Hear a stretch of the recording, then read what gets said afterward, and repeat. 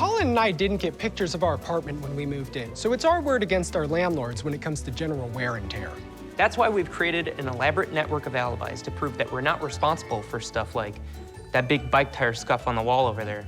I don't even own a bike. They go too fast. He gets bike sickness. Admittedly, there's a much better way to do this. One that doesn't involve as much yarn. We're here to teach you how to cover up damages in your apartment, like putting a bunch of thumbtack holes in the wall.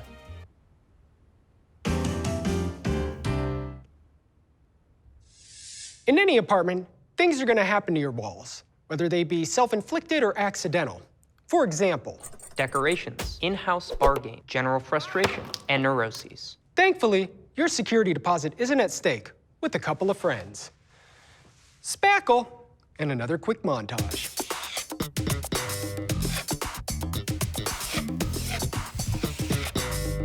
That was efficient and probably educational. Yeah, I learned a lot. All right, I'm gonna open the window, get some fresh air, and let these puppies dry. Uh-oh. Whoa. Hey, Bird got in. please, can you go outside? Get out. Get out of here. Don't poop in here. Come on!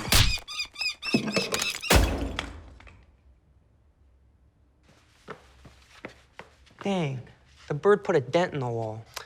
You know, why don't you say we spackle once more, for old time's sake? Spack, yeah, baby. You don't need too much, just a glob, and you want to liberally fill the hole. Take your putty knife or spatula and just kind of go over it, taking off that excess putty. Just smooth it out. Don't press too hard. Smooth it out. Just smooth it over. And then let it dry.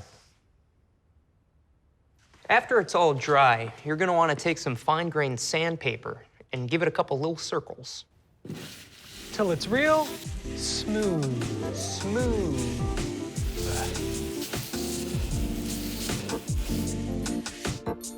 Then paint over that bad boy. In conclusion, non-invasive wall surgery will make your apartment look like you've never made a mistake in your life. By patching your walls and getting your security deposit back, you're basically making money. Or at least not losing it. Now that's DIY. Did it! Yeah!